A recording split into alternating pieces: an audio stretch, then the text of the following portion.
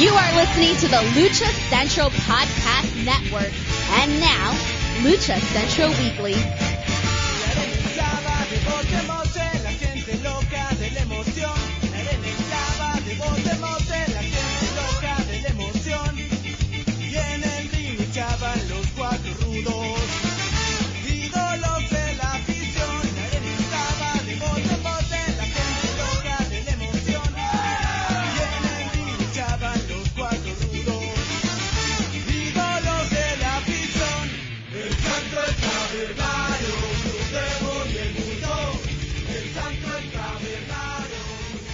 Hello and welcome to a special edition of the Lucha Central Weekly Podcast, English edition. This is Miranda Morales being joined by Dusty Murphy and Brendan Barr. And at this time we have a very special guest for our interview. He is a man dedicated to the world of professional wrestling, a noted wrestling historian, and a wrestler in the Pacific Northwest region of the NWA, the last person to defend the NWA regional title there, and part of the revitalized wrestling in Washington State. He is currently the promoter for the Washington-based super indie DEFY Wrestling, which has seen the likes of Los Parks, Matt Cross, the Young Bucks, Isaiah Swerve Scott, the Lucha Bros, and Jushin Thunder Liger, to name a few. Please welcome to the show, Matt Farmer. Matt, how are you? Oh, I'm doing great. Thank you for having me, everybody. And wow, what an introduction. Yes, we are very thorough here on the Lucha Central Weekly Podcast, and we are so excited to talk with you. I mean, that is just a snippet, a snapshot of your career, of your contributions and knowledge in professional wrestling, so we are very, very excited to talk with you about that and much, much more. So get ready, because we definitely want to learn from you. I mean, really, because of your history and all of the roles that you've played within professional wrestling and lucha libre, I mean, the first question is, what started your interest in wrestling and in lucha libre? Oh, I think like a lot of people, it's something that you grow up with because of family members watching wrestling, and that's what it was with me, basically. Like a lot of folks, my grandpa followed wrestling. He watched wrestling pretty religiously. My dad was kind of he watched off and on. And so that just got me into it. And then I talked them into taking me to some live shows when I was a kid, and I was hooked. So ever since then, and it's been something that I've really been interested in. Luckily, like when I was a teenager, I came into contact with some old promoters from the Pacific Northwest and some old historians, and they really kind of like piqued my interest to learn even more about wrestling history, because I didn't realize at the time how much history there was locally. And then once I started learning about that, then I kind of just expanded that globally. And it's weird because now, whether it's lucha libre or wrestling or lucha libre, in Brazil or another country, I'm interested in all wrestling history. So it's just I don't know, it's just a huge interest for me. What was it, especially you mentioned about wrestling of all types? What was it specifically about lucha libre that captured your attention, especially out in the Pacific Northwest, where it probably didn't have a big presence, or may have not had a lot of matches out there? No, lucha is relatively new to the Pacific Northwest. However, I liked it. Honestly, when I was growing up, I liked anything that involved wrestling. So if there was a ring on television, one of my good friends is the late great Buddy Wayne, who was a trainer, and we used to joke with each other through emails and things like that. We were like, when we were kids, if there was a ring on television or if there was a ring in a building, we didn't care. We just wanted to see it, and that's what it was with Lucha Libre for me. When I first started seeing Lucha Libre, it was on an uncle's old satellite dish back in the 80s when they had Galavision. And I started seeing the shows from Arena Coliseo or Arena Mexico. And those shows at the time were completely different than anything we saw in the West, because you had guys like Atlantis and stuff who were doing dives, Mathematico and stuff who were doing these crazy dives, and it's just like, it wasn't what I was used to, but it was still something that was awesome, I thought. And ever since that time, I was just intrigued by it. And then later on, as I started learning about wrestling history and studying wrestling history, Lucha Libre really piqued my interest, just because there's such a huge amount of history, and they've actually done a decent job maintaining history. It's not always correct, but at least they maintain wrestling history, where in the U.S., they tend to try to forget wrestling history, or at least through WWE. They tried to forget wrestling history for a long time in the 80s and 90s. Yeah. It's true. Short-term memory. Yeah. And like WWE, of course, they have their revisionist history, where in Mexico it's a little different. They actually have a pretty strong, like Mexico and Japan and other countries, they have a pretty good, strong base of history. It's just, it needs to be explored more. Absolutely. Well, since we're talking about history and you've already names dropped some stuff, when you were growing up, did you have a favorite luchador? Do you have a favorite luchador now, or is that too much of a question to ask since you kind of have to like them all? Yeah, I mean, it's such a broad, it's like such a broad, a number of guys. Like, I have favorites from different eras and things like that. One of my all-time favorites is Perro Guayo. Okay. Yeah. I've had the opportunity to see Perro in person numerous times. I've seen his son numerous times in person, and it's just like, those guys are on a different level. And it's hard to pinpoint exactly what makes them special, but it was just their charisma, and how fans believed in them. I was also a big fan of Santo. His son, the Santo Jr., so always been a huge fan of his. Not necessarily because he's the, one of the biggest names or anything like that. It's just, I always liked his style. I also was a big fan of, Solitario, the Death Missionaries. The Death Missionaries were huge fans of them. Yeah, I mean, geez, just tons of guys. Honestly, it's hard to, 4 or 5 guys. What's different, as a promoter, what's different about working with luchadors than working with, an American wrestler? Well, I don't want to get too inside on that, but we're not laying any landmines. We swear. Yeah, just out of pure curiosity. Yeah, nowadays, honestly, there's not as much.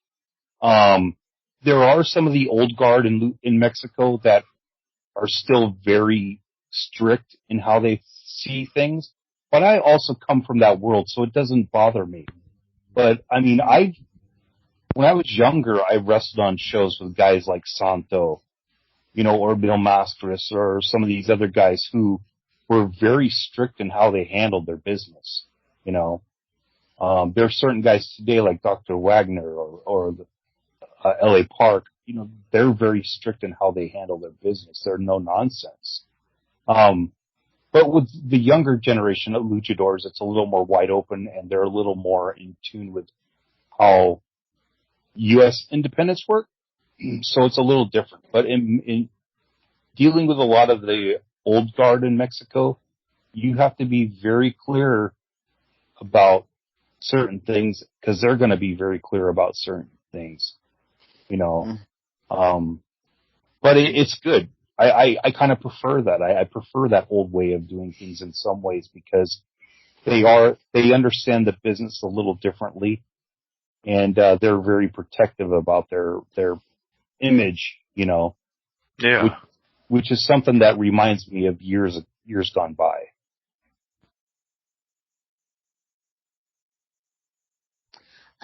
So with that, we talked a little bit from the promoter perspective, and we've mentioned your knowledge as a historian and your experience within the Pacific Northwest. From your perspective, can you talk more about the impact of luchadors in the United States, or lucha libre? What from as a wrestler and historian promoter, what can you tell us about your thoughts on lucha libre in the United States? It's lucha libre's always had a place in the United States, especially in a lot of the southern markets, Los Angeles, parts of Texas.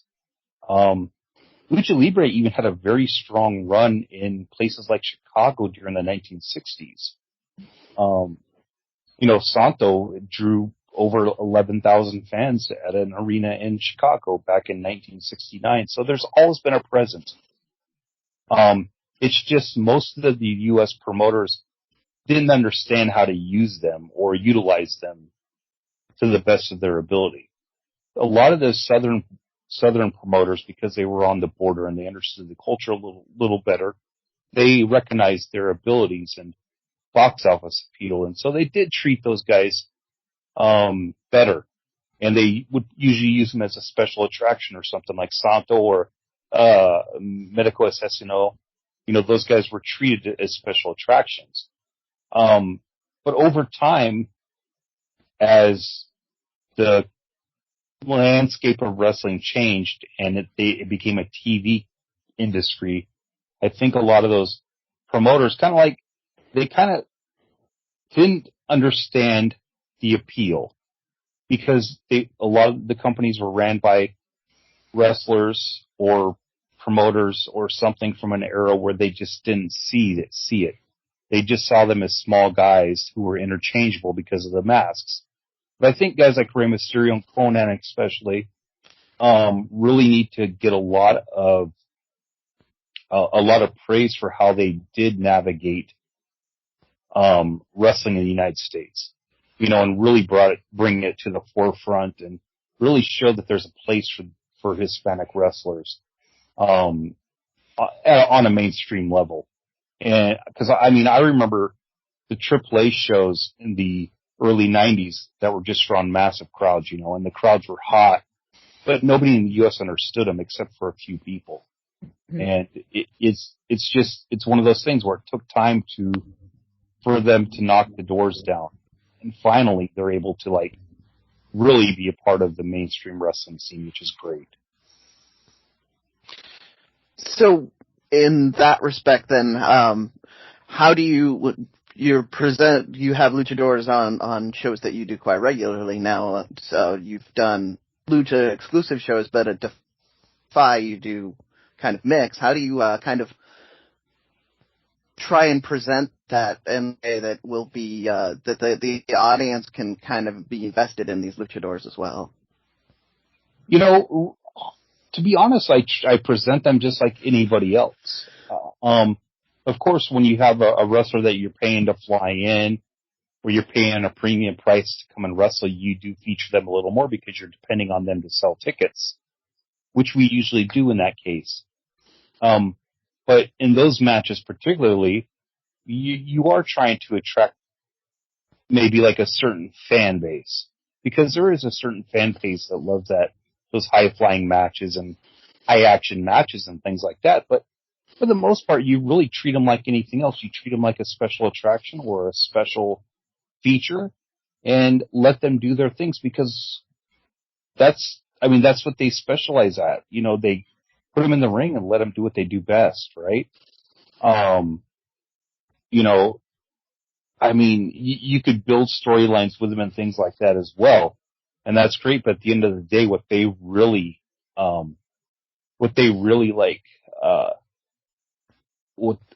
the best at is just getting in the ring and performing. And that's the best way to present them, I think. Gotcha. Yeah, and to a little bit of what you were alluding to, you don't just have fly-in guys. We do have a Lucha Libre school up here. I promote them all the time, Lucha Libre Volcanica. So you have dipped into that talent pool.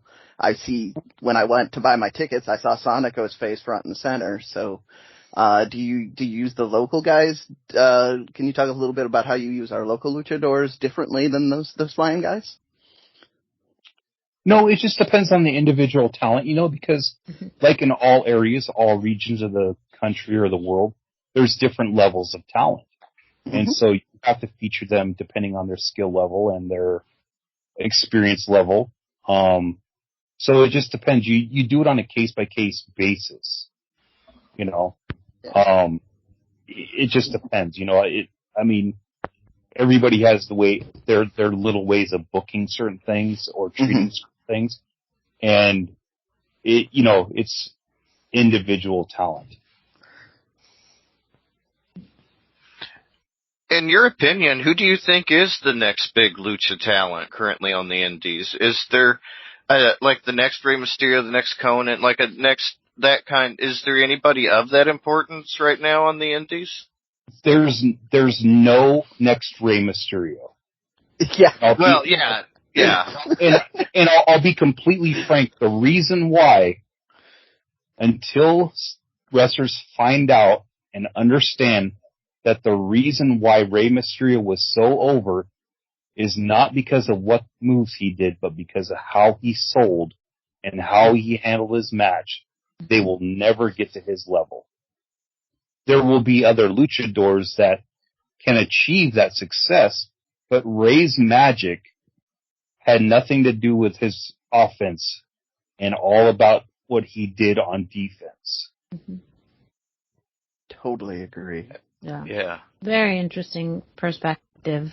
Because you're right. I think there's definitely an overemphasis on a specific move set, and an underestimation on things like selling and things like interactions with people in the ring, and someone who can be versatile and and really get into the ring with anyone and perform at a high level, but also have a contrast and be able to help sell and push their opponent in ways like Rey Mysterio is so well known for. Exactly. And Rey Mysterio is like a new version of, say, a Ricky Morton. In that, Ricky was, he was a high flyer for his day, but if you sit down and write down on a piece of paper every move that Ricky Morton did, you might find 10 moves. Once in a while he'd pull off a Rana or something different because he was capable of doing that. But he understood that his role wasn't to do all that stuff, because at the end of the day, honestly, one of the mistakes a lot of wrestlers make is they do too many moves because the fans in the seats can't comprehend all those moves that the wrestlers are doing. So like casual fans, when casual fans watch wrestling, they could see the impact of a move, but sometimes they don't quite understand the intricacies of why this guy flipped around like this to land like this. They don't understand that. And so sometimes what made Rey so great is when he did do his high-flying moves, he kept them simple enough to where they were easy to intake. So, there's little things Rey does that a lot of wrestlers don't pick up on. And it's one of those, he's one of those once in a generation type guys, also, so. Absolutely. And on that point, I've looked at this a little bit, but since we have you here, this is the perfect opportunity to explore it again. You had Eddie Guerrero bringing a lot of the emotion and selling down to Mexico, like that type of storytelling. Is that impact something that you can noticeably see moving forward from that point in time on both sides of the border, or So what Eddie brought to Mexico wasn't actually selling and things like that, or his emotions. That was Art Barr that did that. His tag team partner, Barr. What Eddie brought at that time was Japanese style wrestling, because at that time the big power bombs, the big suplexes, the big bumps were not common in Mexico as frequently as people think. Because of Lucha Libre, those type of bumps weren't common because, I mean, if you've ever been in a lucha ring down in Mexico, you don't take those bumps. Hard. Yeah. And so, Eddie, that's what Eddie brought. Like, if you watch when Eddie came back from a couple tours of Japan, he was suplexing guys out of their boots. And a lot of the older guys didn't like that. But when he teamed up with Art brought the charisma. He brought the mannerisms. He brought that mixture of Roddy Piper and Buddy Rose down with him. And then he introduced that to Eddie. And Eddie, you could really see when Eddie teamed with Art, how he influenced Eddie. And what you saw as Pete later with Eddie, that was part Bar. Yeah. I try and undersell this. My last name is Barr. Everybody talks to me about Art Barr, so I was going that route.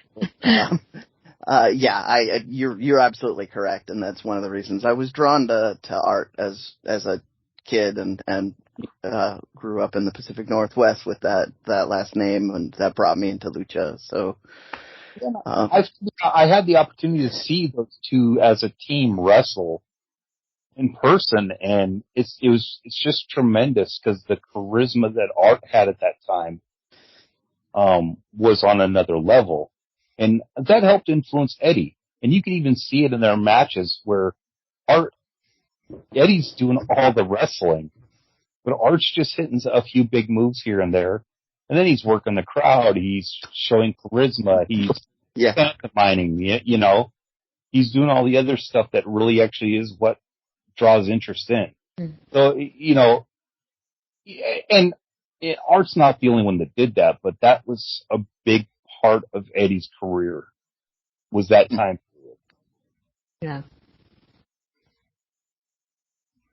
Another thing too is like Eddie's older brother Chavo was very influential in Japan as well. He was a big star in Japan, and there was a time when he brought a lot of the Japanese style to Mexico as well, but Chavo really mostly wrestled in the U.S. and only made trips to Mexico. He didn't wrestle in Mexico as much as people think he did. Mm-hmm. So. Yeah, a lot out of Texas, as I recall. California, like you said, kind of the hard areas for. Yeah, and Chavo worked a lot of the border towns, especially like he'd jump over from El Paso and things like that. So, into like Juarez, which was a huge territory at the time for wrestling. Mm-hmm. So you've talked about working with luchadors in the ring. Was there a particular luchador or match that left kind of the greatest impact on you, whether it was almost starstruck or an experience in the ring with someone that really is something that you commemorate? Some of my favorite experiences in the ring with like a luchador would be working with the Villanos. They were excellent and they were great teachers. Like at the time that I had worked with them, I had been to Mexico a few times and worked out and trained and worked a few spot shows. And I trained at the gym in Tijuana, which is where like Rey Mysterio and Conan and Psicosis and all those guys trained at. And I trained there a little bit. And then I got to work the Villanos. And at that time, I had worked some luchadors before that, but they were never like the main guys, top stars. And I really learned a lot from them. And one of the things that is also different in Lucha Libre, especially at that time, is they were at times really aggressive. And so if you wanted them to stay, if you wanted them to stay down, you had to keep them down, You had to force them down. And so, yeah, there was a little differences in wrestling, but it was a lot of fun to learn that, Yeah, that does sound fun. Yeah. And one thing is, especially many years ago, it was different in that, as an outsider, you're handled a little differently, They're a little harder on you. It's kind of like when you go to Japan and you wrestle for the first time. Yeah. You have to kind of like show your wares and not back down. I was gonna say almost proving yourself to that level of, if they're gonna spend that time and energy with you in the ring, it needs to be worth their while. Yes. Yeah, and they're gonna hit you a little hard at first, and they're gonna, be a little rough with you at first. But then once you return it, they're fine. It's just like anyone else. So yeah, I mean, but it's all an experience. Yeah, I would say it's kind of a vital and important experience to make a wrestler more well-rounded. Traveling, especially in this more global age, seems to be much more important in that respect. I don't know. What are your views on that? Well, I agree. One thing I do kind of wish was more old school would be when, say, an American goes to Mexico. Years ago, they didn't wrestle lucha style. They would just wrestle American style, and they would work with each other to figure out the best way to go.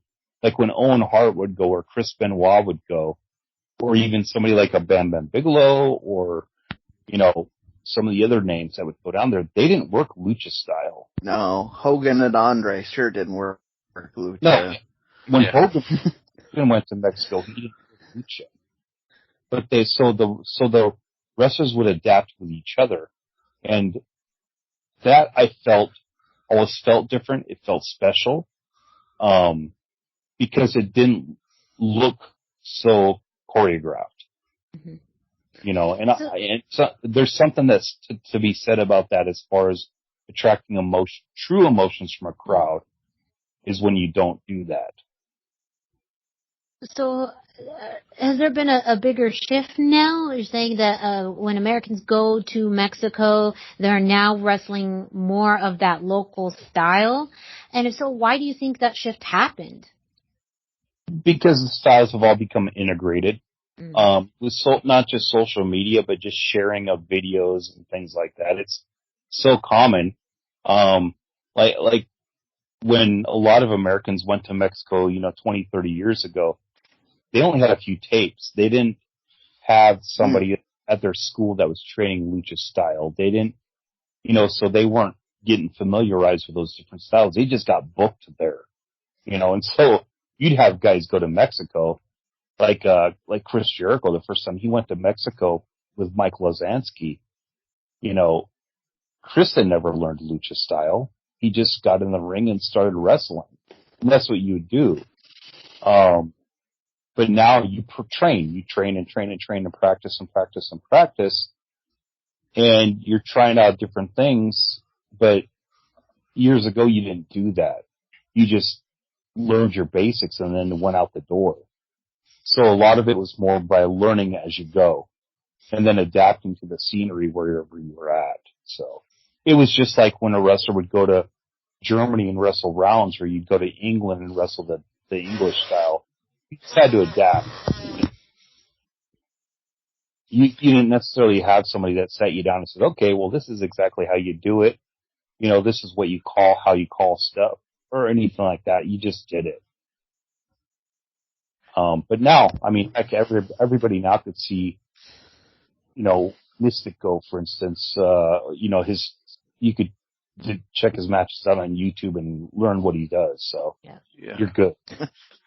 DEFY. Oh, sorry, Brendan. Go ahead. Go ahead, Dustin. Oh, I was just going to mention DEFY has brought in some trainers from time to time, well-known. They had Luchasaurus. I mean, like several well-known names. And I just wondered if you had any stories or lessons that you kind of surprised you that you picked up after all these years with having the Lucha trainers there. You know, one of the best lucha trainers that we had was Taya Valkyrie. I believe that. Absolutely. We're big fans on this show. Big fans on the show. You know, it was her first seminar that she'd ever done, and afterwards I just was like, I was talking to her, and I was like, you know, that was one of the best seminars I've ever seen. She was so good with everybody, and she was teaching them a few lucha spots that I wasn't necessarily familiar with, but it was something that she does on a regular basis. And she did a great job training.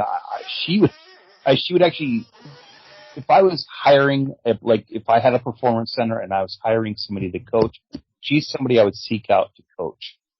You know, because her experience too is, you know, just she's been everywhere. Yeah. And you know, she kind of just jumped in the fire. So I really admire her, and yeah, she's one of the better coaches or trainers I've seen for lucha, especially.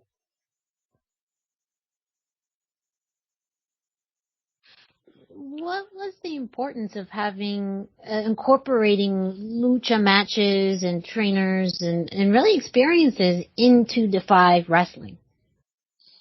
Well, it's something that, you know, you want to represent everything globally, right? I mean, wrestling's not a regional thing, and it's, you know, it shouldn't be a regional thing. It's a global phenomenon. So, you know, I like to see that representation. I always have.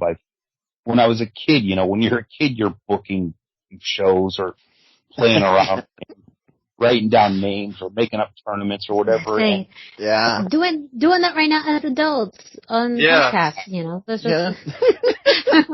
I know. I remember, like, when the Super J Cup first came out in '94, I was like, oh man, yeah.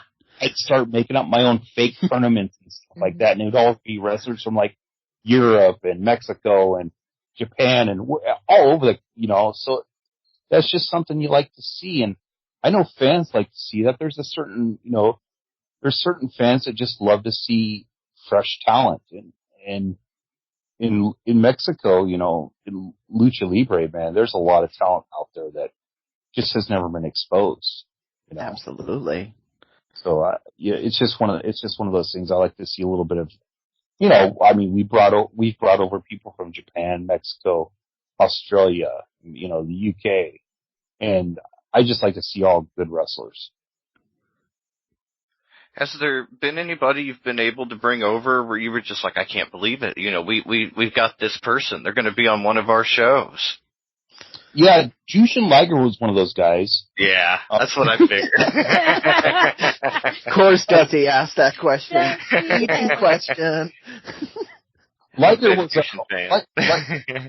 I am too, and Liger was like a personal, like, you know, like a personal, like, kind of like a goal, because he was somebody that since the beginning of his career, I mean, I remember when he debuted, I remember getting the tape of when he debuted as Jushin Liger and just being amazed by him. And even before he was Jushin Liger, I was a fan of his. So it was good to see him because he's done everything. He's kind of been like the cornerstone of that junior style. Mm-hmm.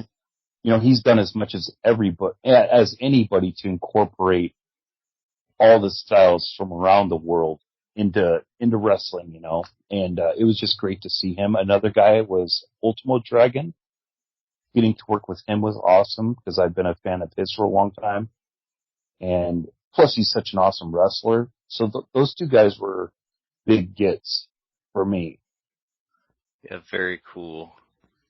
So, I mean, we've kind of danced around it. DEFY helped co-promote a Super J event. So do you have any stories from that? Or, I mean, there was a lot of lucha presence there as well, so it's not just me fishing for fun, awesome stories. Yeah, there was. You know, I mean, that was a fun event. I mean, it was one of those events that was like, I knew we were doing it because, of course, I was scouting all the buildings and helping set up everything months before fans had any idea that there was going to be a Super J Cup, you know? So it's like one of those things where, like, it was it was so great to see it come off because you'd been working on it for so long. I think I started working on that show, that Super J Cup, about 6 months prior to this show.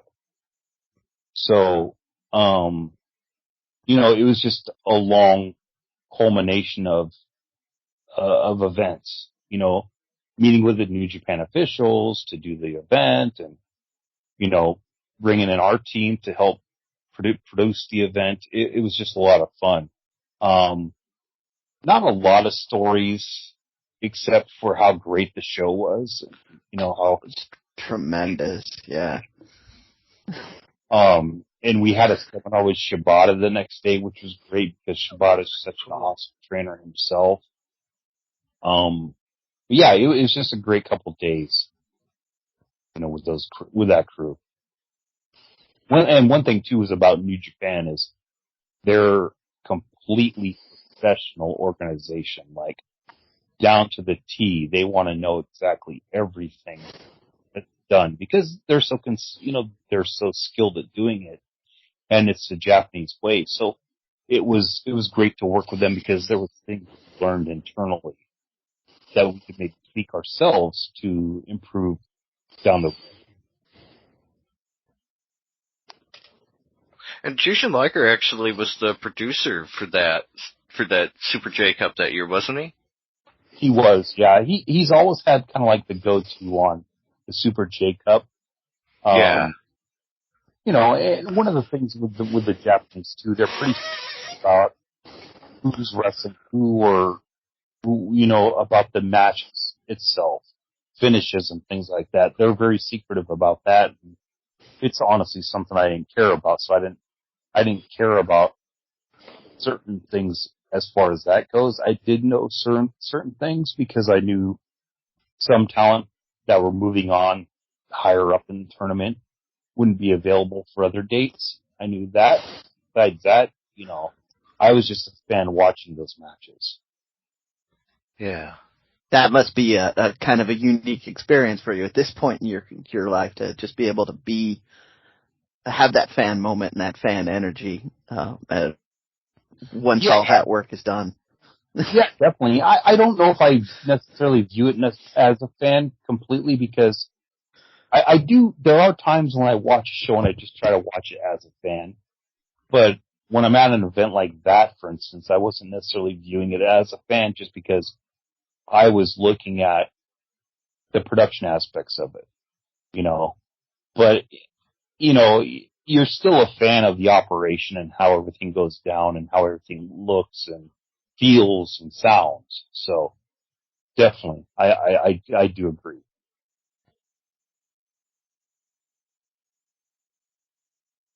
So, DEFY Wrestling is coming back, and I mean, it's really taking a lot by storm as far as fans are very excited, and really just to have wrestling come back in live form, has been sorely missed.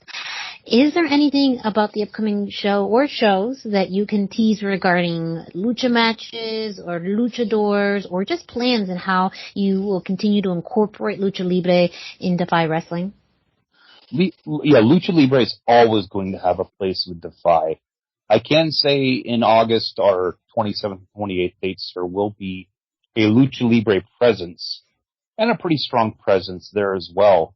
And future dates, we announced all of our Seattle dates already. We're going to be announcing other cities' dates pretty soon. And all those other cities will have, lucha talent in some way there. Whether it's local lucha talent or fly-in talent. Because we have a really good relationship with the Crash promotion in Tijuana. Yes. We have a good relationship with them. I have got a great relationship with Mass Republic and Lucha Central and stuff like that. So we always want to have that lucha feeling to some of our shows, So it's always going to have a place. But you can't even tease just a little bit, maybe we'll get a fly-in at some point. We're a little relentless here. Yeah. We come on a little strong. Yeah, I could tease that we announced this week. There we So go. of more matches, so I could tease that. Okay. Yeah, So definitely. I'll take that. more That's match great. announcements that has some lucha ties, possible lucha ties. We just have to keep on keeping an eye out for these match announcements, not only for the August shows, but apparently the shows coming up throughout the rest of the year.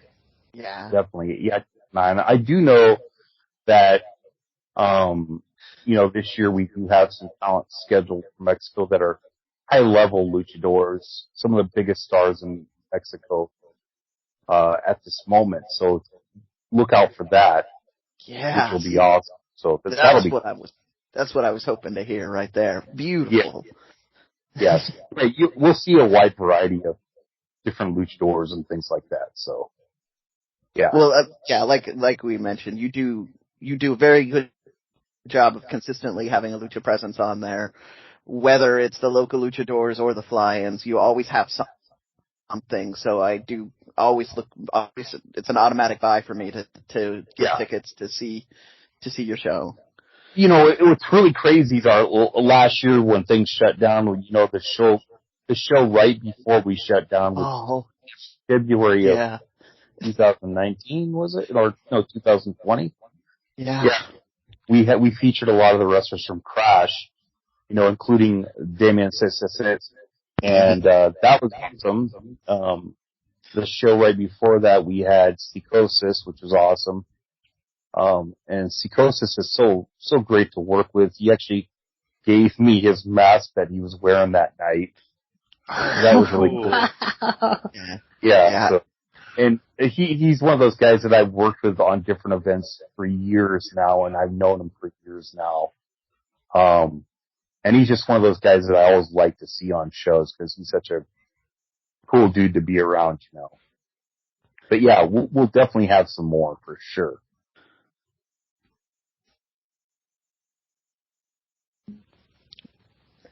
We are very much looking forward to hearing that.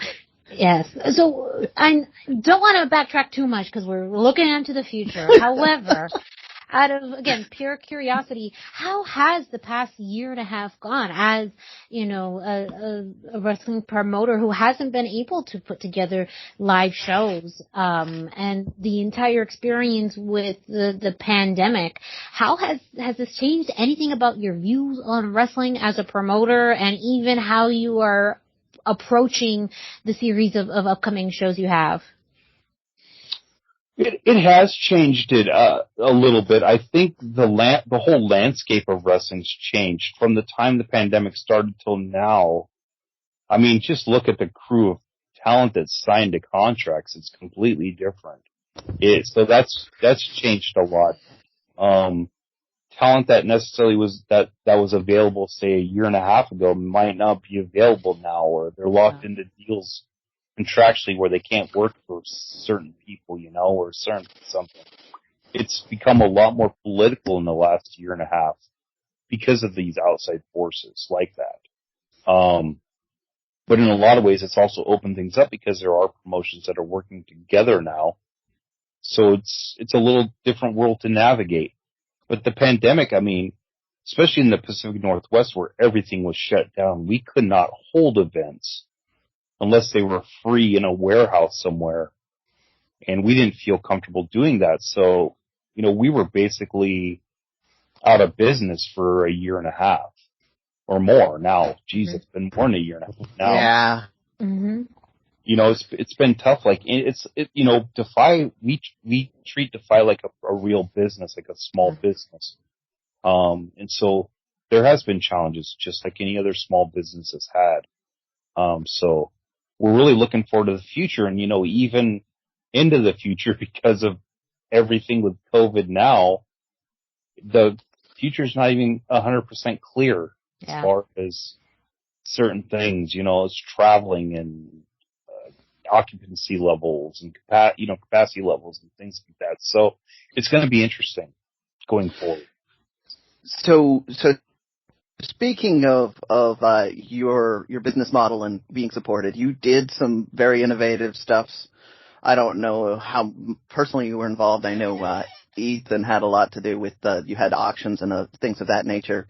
Have you found that your merchandise has gained in popularity? Is there, I'm giving you the chance, put the shop logos out there, the shop links and everything out there too, but yeah, definitely. I know. Yeah. The DEFYWrestling.com is where you can buy all the merchandise and things like that. And like you mentioned, Ethan HD, which is one of the wrestlers we feature all the time, is part of the Tag Team American Guns, former DEFY Tag Team Champion.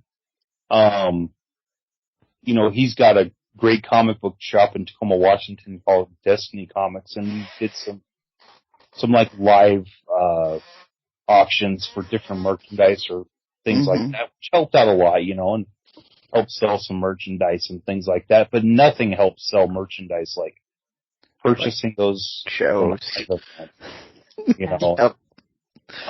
The Defiance, which is what we call our fan base. Well, actually, it's what they call themselves. They're very supportive in terms of merchandise and things like that. And as long as we continue to produce top quality merchandise, I'm sure there will be a market for it. So, and you do. I am looking across my room, tons of DEFY merchandise there. One thing we discussed when I talked to you down at Expo Lucha is you also have an Urban Aztec design. So yeah, wow. I was just bring that up. We've got Jesse produced, and if people listening aren't familiar with Jesse Hernandez, Urban Aztec, man, he is an awesome artist. Yes, he really is. What was it? 2 years ago, we did a show around Halloween, and we had him produce, to design a couple DEFY specific, masks and things like that, and we put it on T-shirts. And the event, it featured we had Bandito and Flamita there and things like that, and it was a Lucha specific show that we did, and Rey Mysterio, Rey Fenix was there, and Rey Horus, yeah, Rey Horus, and it was really fun event, and one of my favorite events. But Jesse, he did this awesome design for a T-shirt and poster, and to this day, it's like one of my favorite DEFY T-shirts because it's just the skull, how he does the designs of a skull, and it's got DEFY written across it. It's awesome. I love it to this day. Yeah. Jesse's somebody that we want to work with again in the future, so he's awesome. I don't blame you. His art is so unique and one of a kind, but it also encapsulates not only, I think, a tradition in Lucha Libre, but also just his own interpretation and modernization of, the style and art form of lucha, but also, lucha culture, Mexican culture. So it's truly one of the most unique types of art out there. Yeah, agreed, very much so. It's a weird little dream that I have, and I know there's probably 1% of the wrestling population out there would even be interested in seeing it. Well, probably more, but one of my dreams, and I don't think it's ever going to be able to happen, I want to promote another Hijo del Santo versus Negro Casas match. I know politically it's way out there. You'd have to mend a lot of fences and things like that. Get a lot of A's. I think you have to get the UN involved as well. I tweeted that out a few weeks ago, and it's man, I would love to see those two guys wrestle just at least one more time. Mm-hmm. Yeah. Yeah. Especially in a singles match. Yeah. And that's all I want. I know they could have a phenomenal match because I've been to shows where I've seen them wrestle each other probably a dozen times, and they're always phenomenal. It's that classic lucha style, Yeah. So, right. Yeah. Hopefully one day before they both retire, so it'll happen. Yeah, that would be amazing. They have. I think you're onto something with that. Yeah. Go ahead, Dusty. Sorry. Oh, I was just gonna say they have that classic lucha style. So many people think of lucha as flips and high flying maneuvers, but Hijo del Santo, Negro Casas, they really have that mat base, the grappling. Yeah. Yeah, exactly. Very exciting, yeah. And even at the height of their abilities, it was a very deliberate pace where you can really digest what's going on. It was fantastic stuff. Very much so, yes. Well, Matt, thank you so much for joining us on this interview for the Lucha Central Weekly Podcast. Please tell our listeners where they can find you, where they can find DEFY Wrestling, and anything else you'd like to share and plug with us. Well, I think I should also plug Eat Like a Luchador cookbook. Absolutely. Yes. Yes. Yes. We have our... You know, if you want to see some of my work, I don't know how many of the bios in there, but I wrote a good portion of the bios in the book. So check that out. I love the book. A lot of my family members already bought it. It's a great book. A lot of cool bios, a lot of cool features, a lot of cool recipes. So check that out. I know you can get it at Mass Republic. I don't know if you guys have a link on your website or not. I do have the link. Well, we can I'll put the links back up in our socials. It's available, Mass Republic and Amazon, and of course local bookstores as well. I believe Barnes and Noble has it, and it's definitely getting distributed widely through online carriers and local carriers. And Destiny City still has it too. I always got to give him a plug. And Tacoma, Washington has copies available. When I got the book in the mail, I was just blown away by how great it's beautiful. It's such a beautiful book. Again, the artwork, the mix of recipes, but also the history behind it. I mean, real quick, how did you get involved with the cookbook? Just through Kevin. That's how it goes. That's how we do it. Kevin Flying Rock. Writing stuff for Kevin for years, even the Rudo Can't Fail. I loved Rudo Can't Fail. The fanzine, and I've known Kevin for years, and we've always collaborated on stuff here or there, and he was just like, hey, you want to write some bios? I was like, sure. So that's awesome. Awesome. Have you, just real quick on that. I've written bios for different luchadors over the years, and I've been one of the main proponents in pushing a lot of the luchadors for the Wrestling Observer Hall of Fame. Yeah. So that Good was on you. Good. Because about 10 years ago, I was like, man, they're really underrepresented, right? A lot of the luchadors are really underrepresented. So I really pushed to get certain guys into that Hall of Fame, like Carlos Lagrede and Medico Asesino. I really pushed hard for him, and Death Missionaries, and so many guys. I was just like, these guys need to be in there. So, fantastic. That's great to know. Yeah. Thank you for sharing that part with us. I didn't even think to look at that part of it. That's great.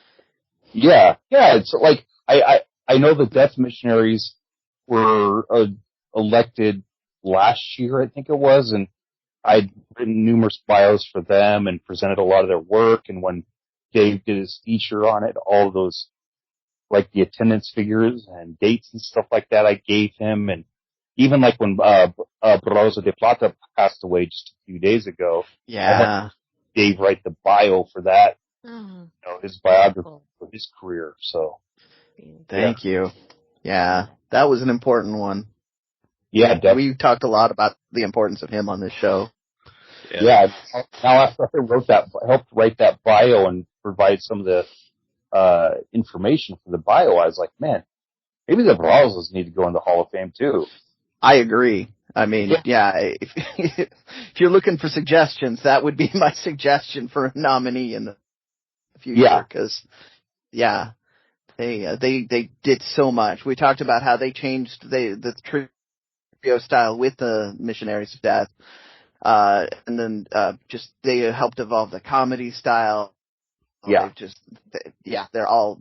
super important to wrestling on both sides of the border. So, no reason they shouldn't be.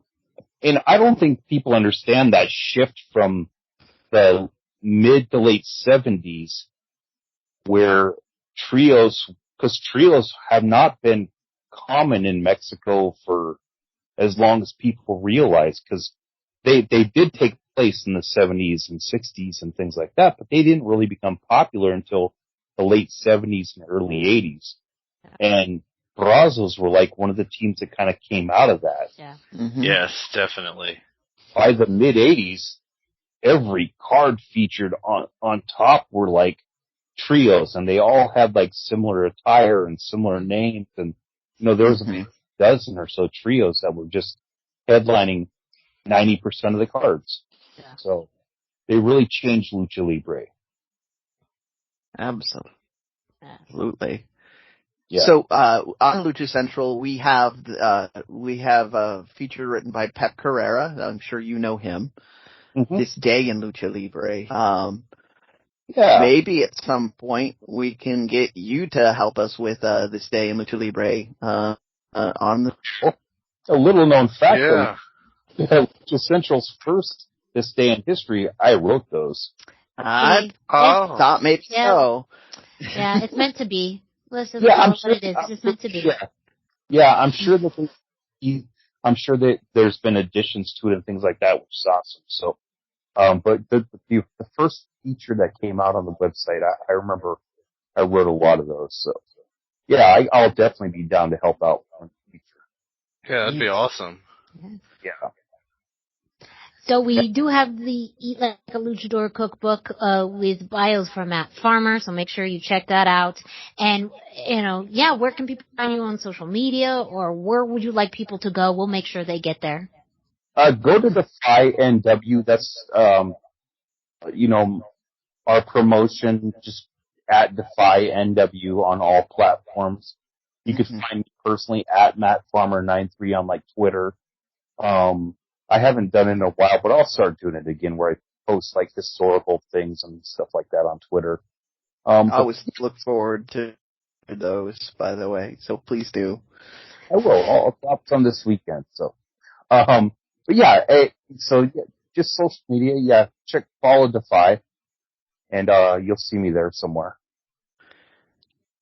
And don't forget, DEFY is coming back to Seattle August 27th and 28th. Tickets are already on sale. And according to DEFY social media, you also have shows scheduled for September 25th, October 29th, November 20th and 21st, and December 18th. Yes. Yes. Those are all of our Seattle dates at Washington Hall in Seattle. If you haven't been yet, check it out. It's one of the coolest experiences you'll see in wrestling. Yeah. Just not a bad seat in the house. Yeah, not a bad seat in the house. The crowd's always hot. Yeah, it's, Tommy Dreamer's like, this reminds me of ECW. That's what he said. So best compliment you can get these days. And goodness. Yeah.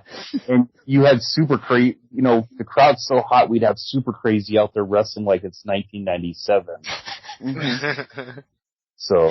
Oh, so it's almost like a time machine. It makes people 20 years younger. Revitalizes people, yeah. It really is. Yeah, we had last year, or 2 years ago, we had Super Crazy versus Tajiri, celebrating the 20th anniversary of their famous feud in ECW, Stop! Cannot believe it. Oh my God. Oh, it was great. It was great. Yeah. And the crowd was just phenomenal, and the match was phenomenal, and, it was great, so, yeah. It reminds me, actually, is DEFY still streaming older episodes on Comet TV? No, it's on Pluto TV. Pluto. Pardon me. Yeah, the Pluto TV, the Viacom app that you could download on your phone, or you could download it on your television. I believe it's channel 732. Are running there on a pretty regular basis. Yeah. I just saw the Ultimo Dragon match just a few days ago. He wrestled Matt Cross, and it's interesting if you watch that match on Pluto TV, you'll see Tajiri sneak ringside and take pictures of it right at the ringside. So, yeah, it's pretty awesome. check out DEFY on Pluto TV to get those snippets. And of course, I mean, we talked about in the beginning, you know, some of the wrestlers that have made their way through DEFY, people that we've seen all over the world, people we see on television on a weekly basis now. So DEFY is absolutely a promotion that recognizes the best talent out there, but also recognizes the potential of talent to the point where they're getting signed with the big boys. So congratulations on DEFY coming back to live events, coming back to Seattle. Your work with, you know, Eat Like a Luchador, and thank you so much for your time today. It was amazing to be able to talk with you, and thank you for just sharing your knowledge and tidbits of Lucha Libre and your experiences with learning and sharing the knowledge. You know, wrestling is a tradition, Lucha Libre is a tradition, and tradition is passed on through knowledge and story. So thank you so much for joining us today. Thank you very much, everybody. I appreciate it.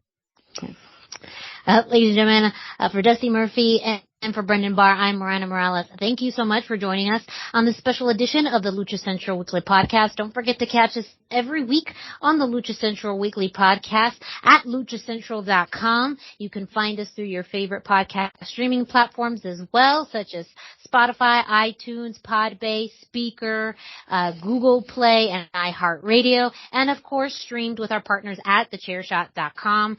Don't forget also to follow Lucha Central at Lucha Central on social media, I believe Instagram and Facebook, and on Twitter at luchacentral.com. And of course, luchacentral.com, your centralized place for all things Lucha Libre.